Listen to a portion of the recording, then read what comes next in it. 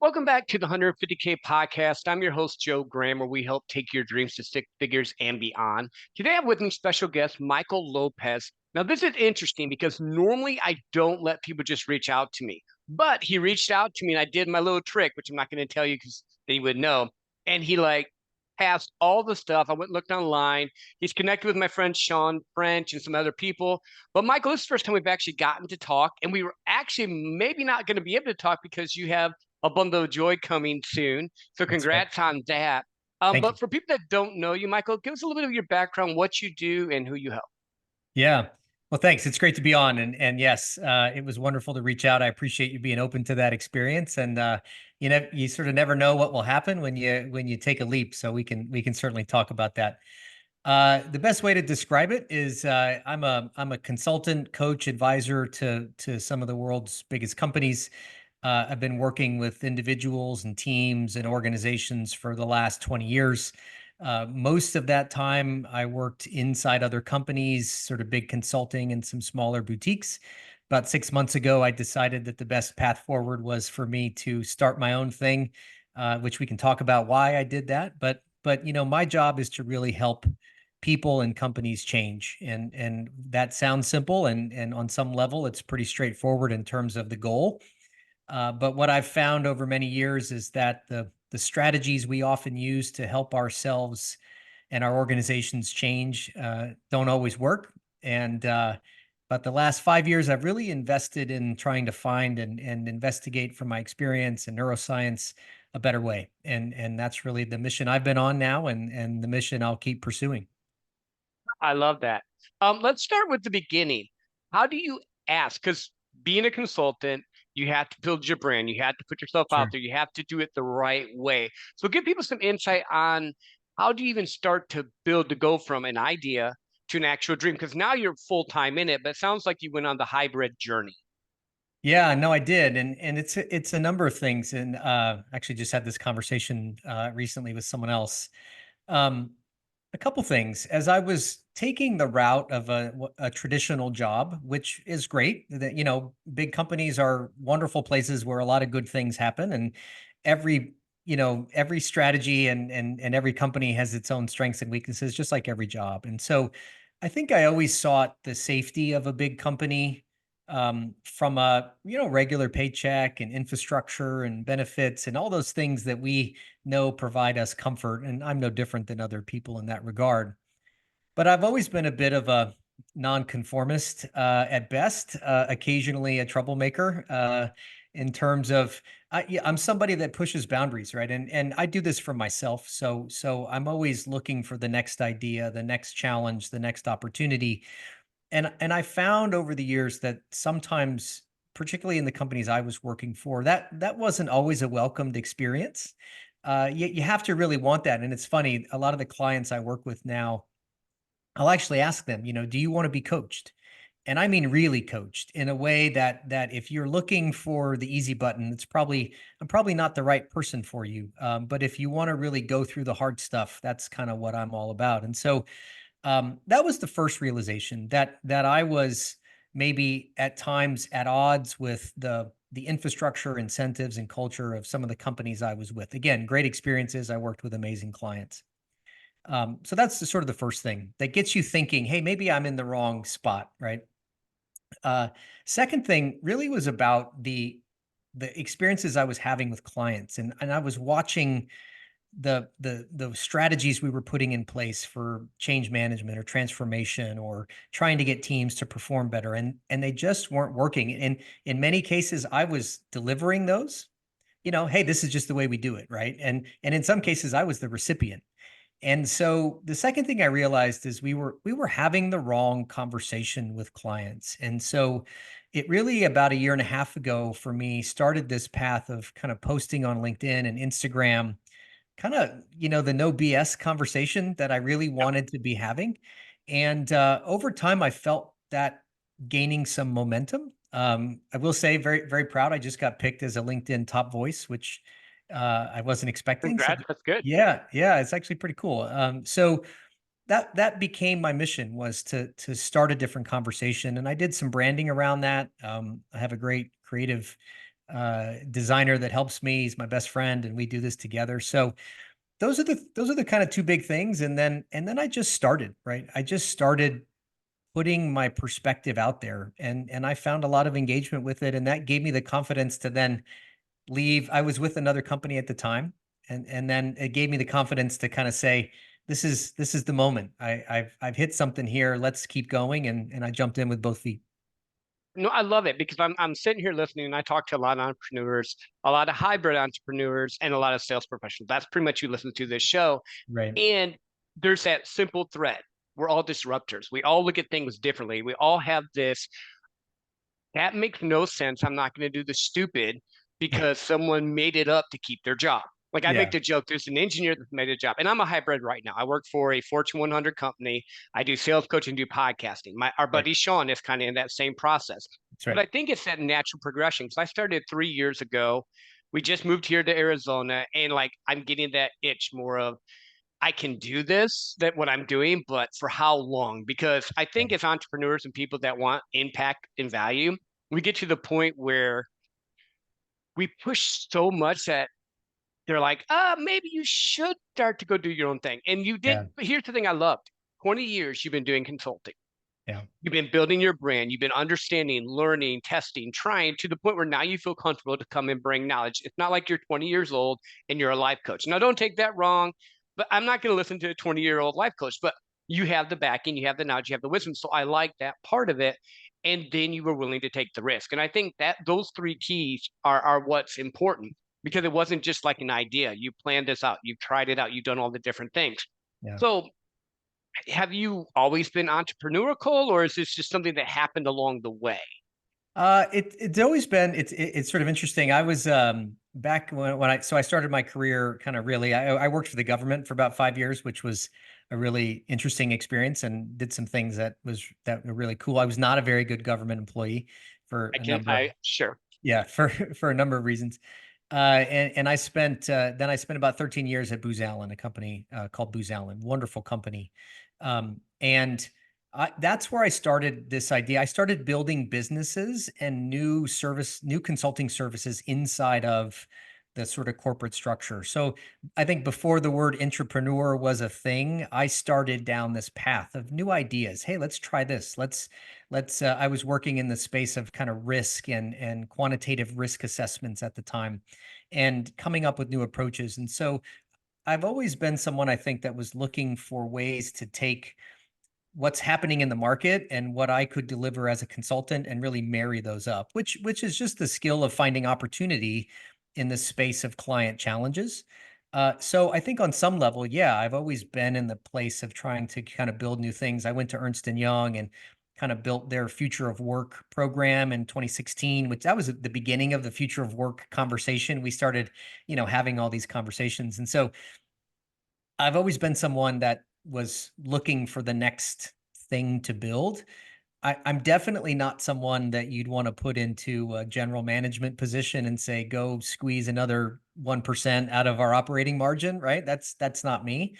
And so again, I was doing it inside big companies because I think it was safe Mhm. to try that, flex that muscle. And actually, for people that maybe don't want to take the jump into running their own company, it's a great place to be in, right? Being in consulting companies, there's a lot of flexibility, there's a lot of service lines, there's a lot of markets.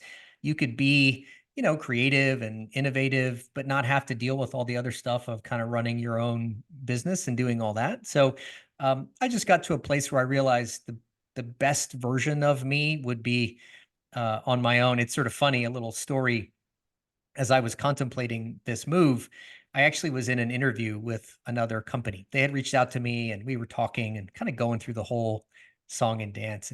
And I actually stopped the interview in the middle of it and I said, guy's name happened to be Matt. I said, hey, Matt, I'm not, I'm not your guy.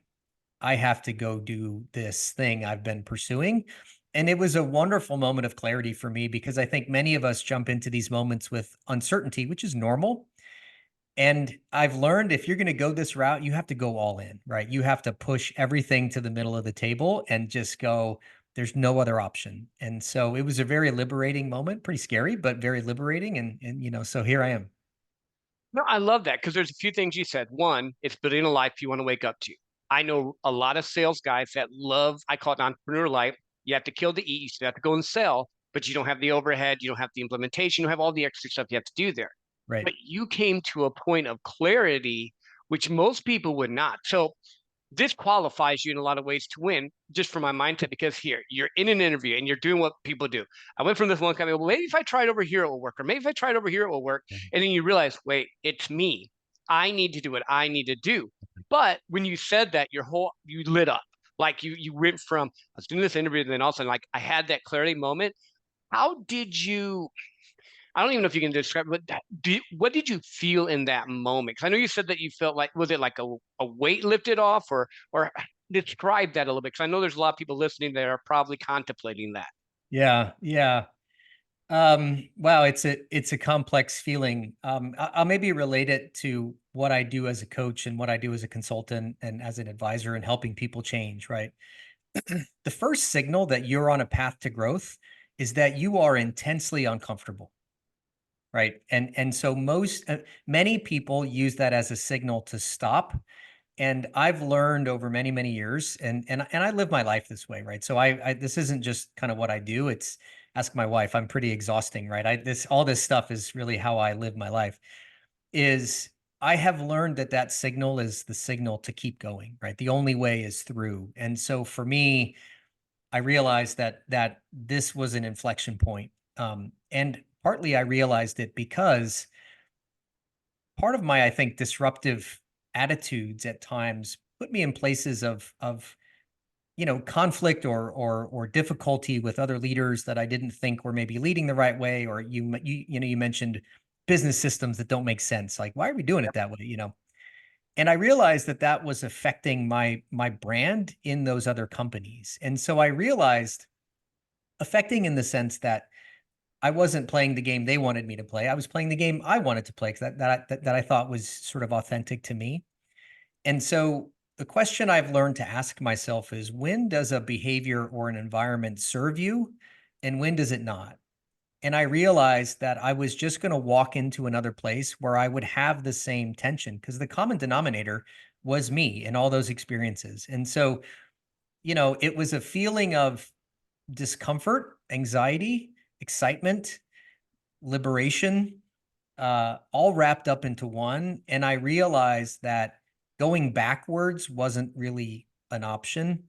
And so I had to step into the next thing, which I didn't, which for me is very motivating, right? So anytime I don't know the outcome to something, I get really energized. Mhm. And that's just unique to my experience. I think in some ways other people have that feeling. Some people get very nervous, and so that's the best way I can describe that feeling. It was just I just knew, and there was no other option, which was really kind of comforting. I love that because I think so many times people feel discomfort or they feel off or different or whatever. And then, like you said, they back away. But the people that I've found that succeed are the ones, like you said, that push into it, that actually step Right. into what they're supposed to do and be. And I think also, if you're supposed to be an entrepreneur and you're supposed to run a business or do impact or change it, you're not going to be happy anywhere else. That you said it. I had to be 100% authentic to me. Well, a brand that you're working for has their authenticity. You have your authenticity, and that's Right. where that clash is coming from. So let's shift over a little bit more because I like how you think, and I love that you stepped out into it. But so now you help people. Yeah. Are you helping like individuals more or businesses? Where is your brain going at the moment?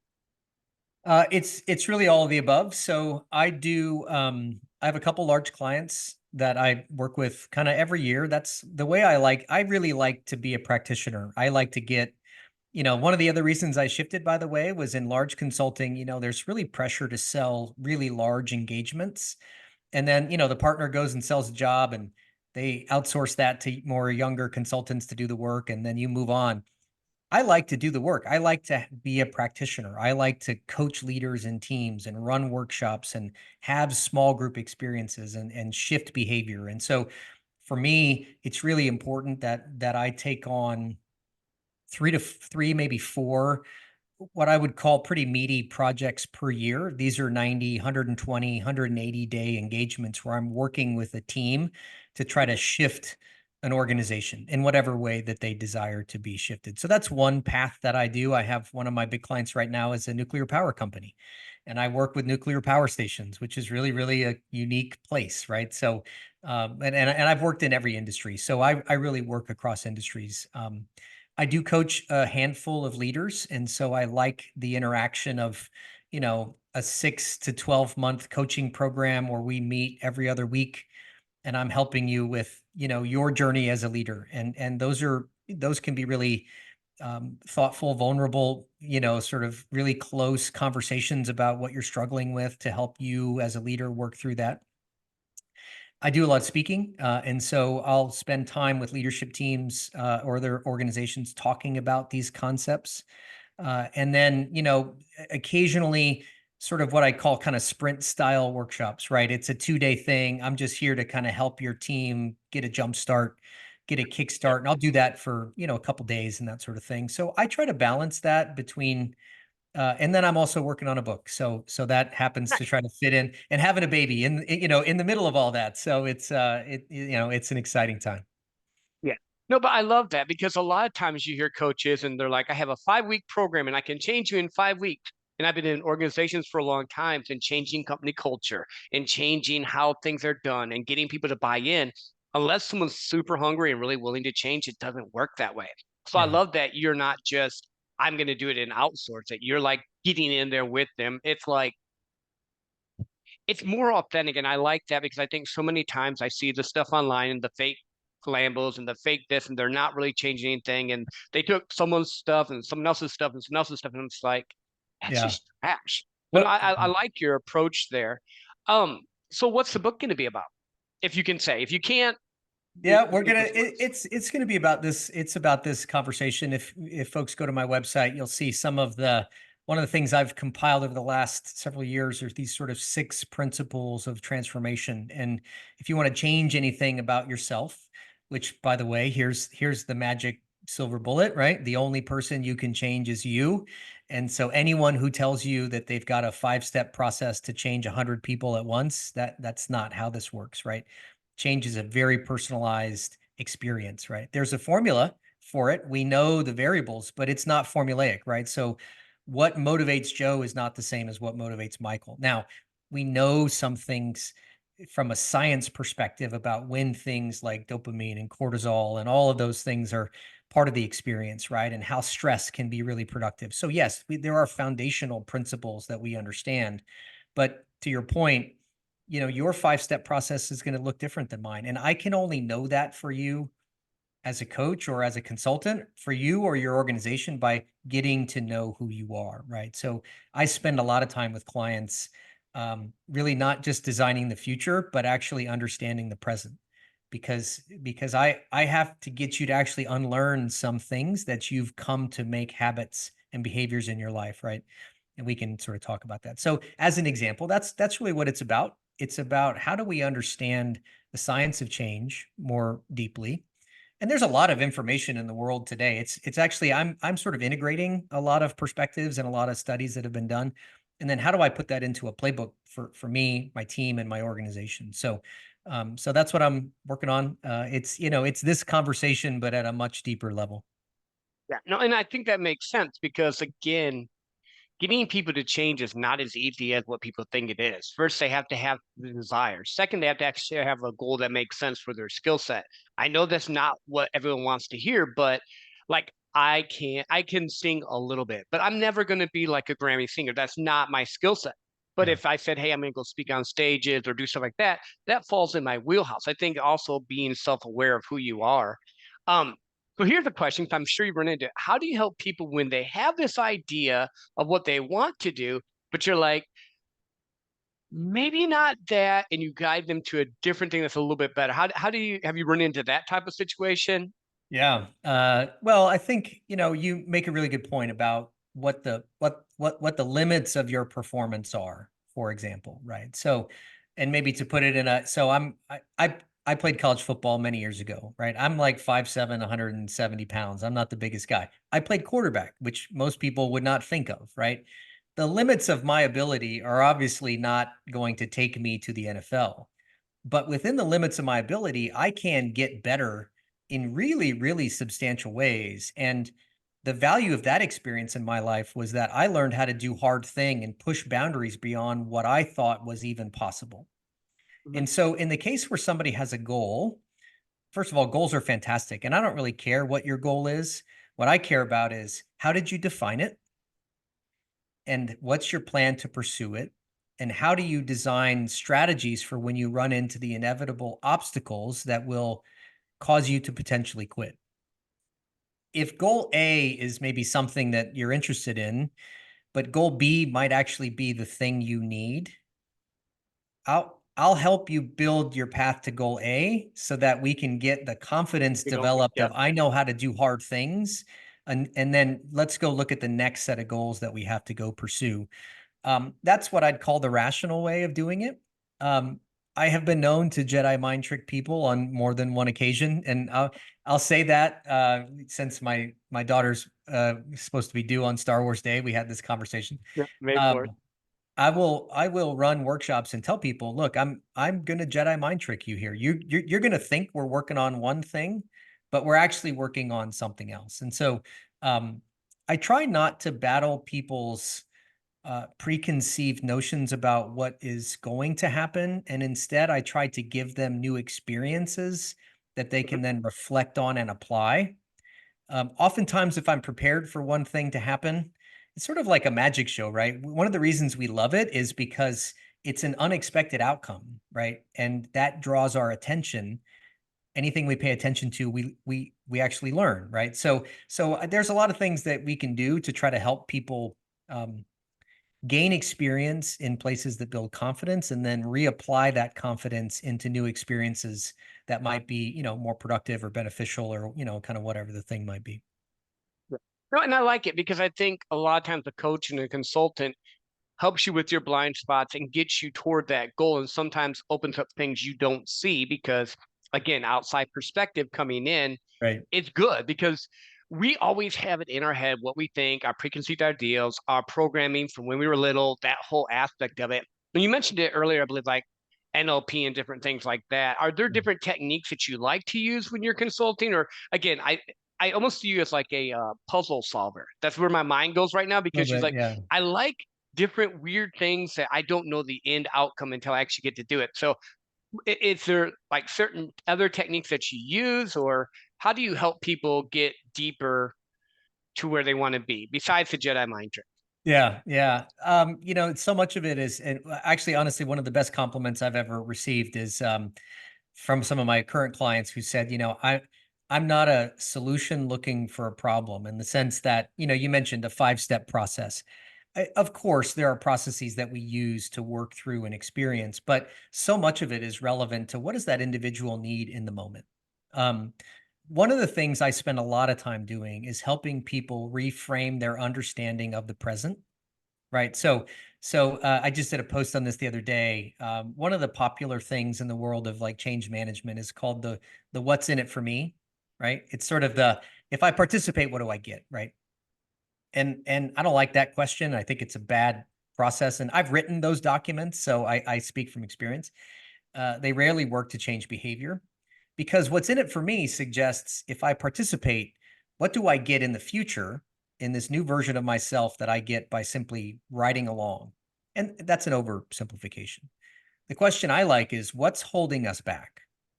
Mhm. Because if I can get you to reframe your understanding of why you're here, then you'll actually challenge your own beliefs and behaviors to understand how did I contribute to the current state of my experience.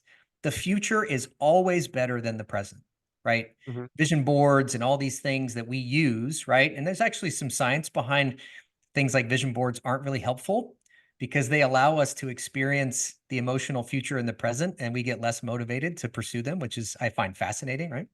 Mhm. So one of the things I do as a technique is to try to get you to really be in a place where you can say, how did I contribute to my current reality?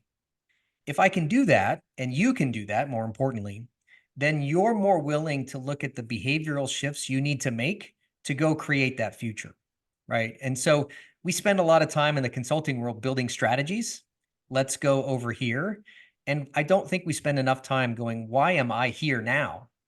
Mhm. Because that's the behavior, if I'm going to be successful in the future, that I need to break, right? If it's a bad relationship, if I'm struggling with a parenting thing, whatever it is, right? You were part of the story that creates your current experience. Mhm. And 100%. what stops us from changing is a lack of willingness to look at that.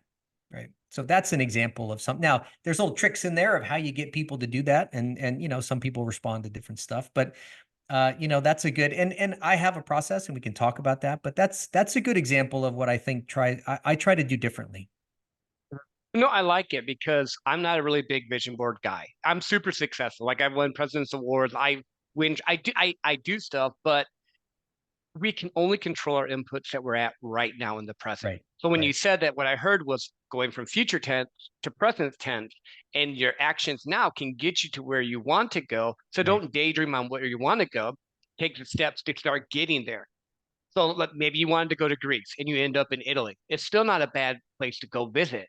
It Yeah. just might be that once you put the actions in motion, you got to what you really needed instead of what you wanted. So no, Yeah. I like that process there. So I'm going to ask this question because I think, well, actually, let's do this. I always do it in the middle. Where can people find you? We're not done by any means, but I just like to drop that in the middle. Sure. My website's a great place to start, michaeljlopez.coach. All my socials are on there. So I'm pretty active on LinkedIn and Instagram are the ones that I kind of do the most of. As I mentioned, I've just got recognized as a top voice, which is pretty neat. LinkedIn has a lot more of my sort of professional change and transformation concepts. Instagram's got a little bit more of my life in it, so you can see how I bring all this stuff together and who I am as a person. But those are great places to start. Anyone can schedule 15 minutes with me there to learn more about these concepts or talk about coaching or projects or whatever it may be. I love that. So here's my question that I was thinking about because I like how you think. Do you consider yourself more of a visionary or more of an integrator or a hybrid of both? Um, I think I'm more. I just had this conversation. It's funny with my designer who does my all my creative work. I think I'm an integrator. I've always been able to kind of take. I'm curious about a lot of things, and so what I love to be able to do is take inputs from a lot of places and put them into structures that kind of make sense for me, and then simplify that for other people. As I mentioned, we've got these 6 principles of transformation, right? Shifting your environment, initiating movement, embracing stress, creating focus, understanding how to learn, rewarding progress, all these sort of things. And so it's a lot. Like there's a lot of information. And so figuring out a way to distill that into concepts that become practical, whether it's for the individual or for an organization, right? Um, you sort of look at like Adam Grant, right? He's looking at organizations and big groups of movements, right? And then you've got folks that are doing more the deep science work of individual transformation and hormones and biology and emotions and all these things. I try to span that spectrum, right? How do I take an insight that's here and move it to something bigger? How do I take something bigger and distill it down so that if I want to go change a company and I need to lead that experience, how do I better my toolkit to go do that? So, um, the reason I would say now, I guess there's vision in there. I have a vision for how people should maybe say that. My vision is to help. My purpose. Let me say it this way uh, is to do 3 things. First, it is to help people into uncomfortable, difficult, but necessary conversations and experiences. Um, I feel I have an obligation to do that for folks because that's where growth starts. The second is to help them through that. And the third is to lead by example. And I think if we can do that, we shift so many things about who we are as people, as leaders, as parents, as friends, as sons and daughters, and all that sort of stuff. So I definitely have a vision, but I'm also a pretty uh, flexible person in that if something comes up that I didn't expect and it intrigues me or I want to go pursue it, I'll shift and go. Right. I'm much more worried about or focused on incremental progress than absolute progress, and so I tend to move around a lot based on what's interesting me. No, I like that. You said something a little bit ago, and it clicked in my head a little bit.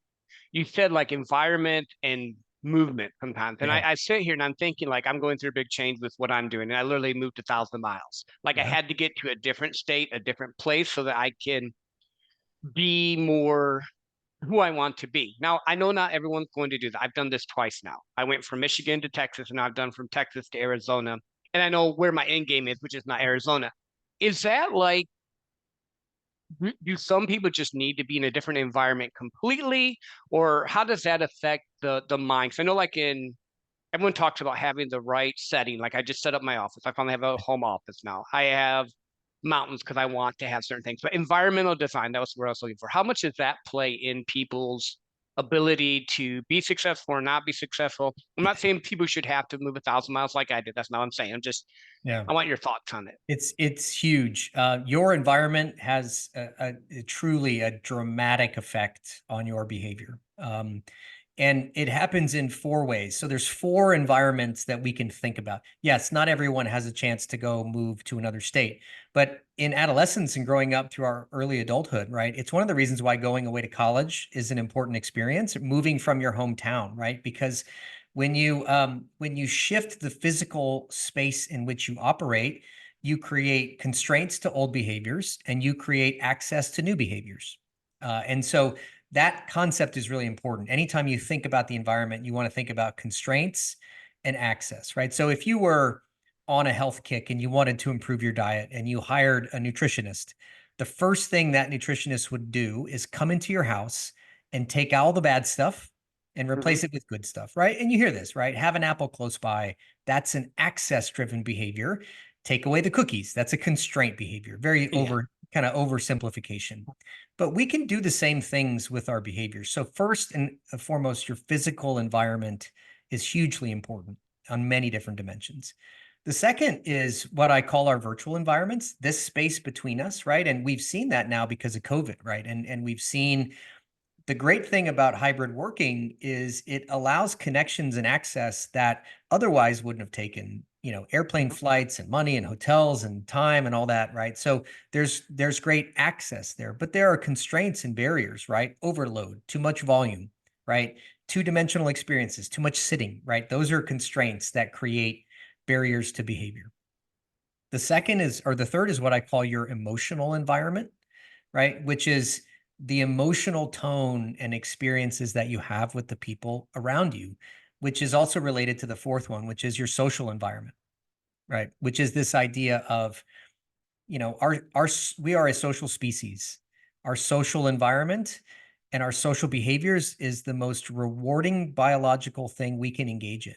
And so we see this in older people who don't maybe have as big of a social access, right? And the serious effects of loneliness and that sort of thing. So one of the great places to start in making a change for yourself is look at those four environments and say, what access do I want to build and what constraints do I want to impose? Self-imposed constraints are really good because you choose them, right? Some constraints are, outside of ourselves and we can't deal with those and we just have to deal with them. We don't get to pick them, right? Whatever may. And so yes, it's a huge place to start. I love that. And if you heard my dog, the doorbell rang, and so they had to go crazy. I have 6 pugs. No, I think that, and I love the analogy of getting away from your hometown. Like I grew up in the country in Michigan. Where I'm at now blows my mind from my 19-year-old perspective. But now Yeah. that I've learned and grown and become the person I'm at, I'm like, I'm just getting started. But Right. 19-year-old me would never have thought I would have gotten to this point. And I think that curiosity is something that's huge too. So I want to talk a little bit about that because you mentioned it a few times. I'm curious. Something different happened. I want to find out why. Where did you develop that curiosity for life, for learning? Yeah. It's so, I was lucky in the sense that as a small kid, somebody asked me this the other day, and I had my mom who mostly raised me. My parents got divorced when I was about 6 years old. My mom remarried, and he was a very nice man and was in our lives for quite some time. But I was always encouraged by my extended family. I was sort of raised mostly by women. My grandmother was a big part of my life, and aunts, and I was always encouraged as a kid to be to kind of push and strive. And I had some natural gifts as a kid, so I think people recognize that. So I always felt encouraged to do other things. um I will say that those experiences also, I came from also a small town here in the Sacramento area, a nice living, nothing wrong with it, but pretty humble. And I remember thinking to myself on a pretty regular basis, I got to get out of here, right? For whatever Mhm. reason, there wasn't anything wrong with it, but I just knew there was more, right? And so, and certainly my experience in sports in high school and college were big pieces of learning to push and grow. And then, I lived in DC for 8 years or so, moved back to California, lived in LA. And so I think all along the way, I've always been sort of searching. And some of that was, I think, innate curiosity of just being interested in stuff. But I think in many ways leading me to this point of like, I was always looking for the next version of myself. And I knew where I was wasn't the end. And so I think it's just been part of my kind of journey. I don't know. It's really an interesting piece. And then the more you do it, the more you you do it, right? My Mhm. favorite, I was a political science major in college. My favorite classes were actually in art history. I can't draw or paint anything, but I find that fascinating, right? So I Mhm. don't know. It's just, and so I think one of my second principles, if you look on the website, is this idea of initiating movement, which is adopting a mindset of experimentation and trying things particularly as we get older is really important. Our lives get pretty narrow, right? Our experiences get pretty small pretty quickly. And so I would encourage people to just try as many things as you can because you'll never Mhm. know what you might develop a passion for. And you have to just not overthink it sometimes and just go do it. Yeah. No, I like that. My wife and I actually were talking about this because I was looking back at different people I know, and I'm like, they're the same person I knew 10 years ago, or that Yeah. guy's the same as I knew 20 years ago. And I'm like, if I ran into them today, they wouldn't recognize me because I'm always trying to get better, improve, Yeah.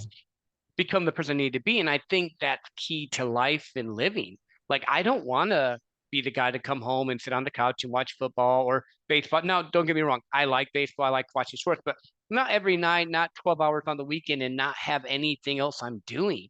Like, the world's too Yeah. big Yeah. out there for that to not, go and explore and all. So what I guess do you have like do you subscribe to the morning routine, or do you subscribe to more of just put the work in, or how do you structure that? Like, because I want to know what you think on that one. Sorry, I got a little cough there. I do. So despite being pretty curious, I am a pretty routine oriented person. I think that's one of the things that we talk about in the change world is change never happens as quickly as you want it to. And so you have to get comfortable with a bit of routine and repetition, a lot of repetition. We learn through repetition, right? We learn through failure and repetition and feedback. My son, he's 16 and he's becoming a young man and he plays quarterback, he plays baseball.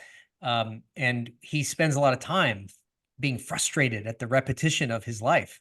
And Yep. I've spent time reminding him this is actually the secret, right? Change happens slowly and then all at once, right?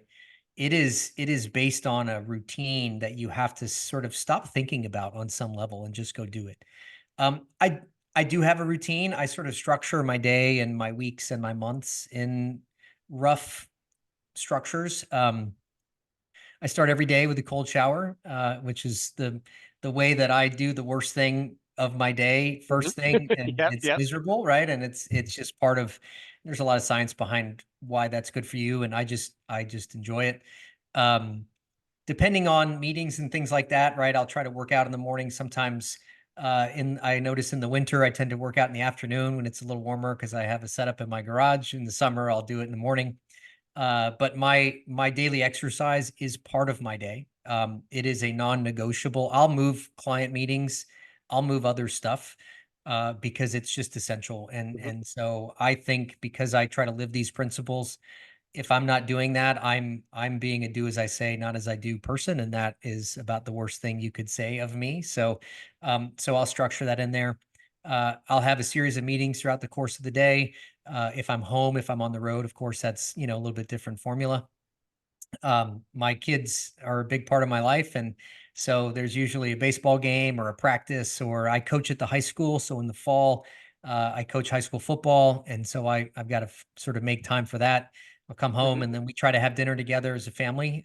My kids, I'm remarried. My kids will go back and forth, and depending on who's here, we set time for that. So it's sort of big goals for the day, and then my week has a structure to it in terms of my exercise routine and my meetings, and then every month I try to have a set of professional business goals that I pursue, along with, like, the sort of life and relationship goals that I'm pursuing with my wife, and we're having a baby, right? That's the next big goal, right? Get through that, have Yeah, that for experience, sure. right? Yeah, so I wouldn't call it a rigid routine, but it is a habitual routine that allows for flexibility when, I have a meeting I can't move, of course, right? And those sorts of things that you have to contend with. Success is boring. It's doing the right processes over and over with the known result.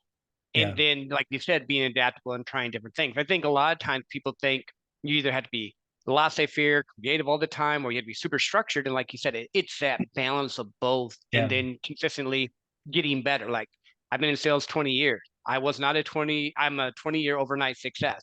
The first right. 10 years sucked. There were ups and downs, and then it got better and it got better. Now it's like second nature to me.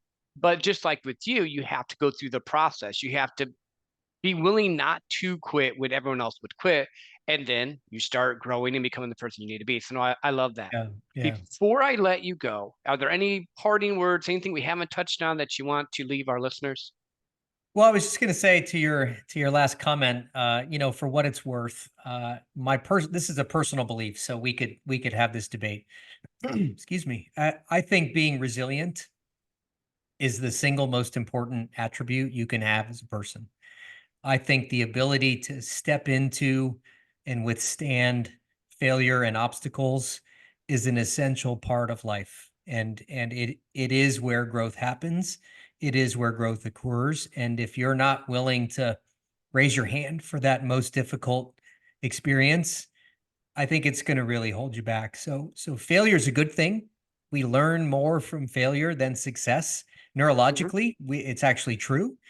And so I would encourage people to try, experiment, fail, learn, challenge your beliefs, challenge these assumptions you make about who you are and what you could become, and try as much as you can and enjoy the process of that experience. You'll really be amazed at where you end up.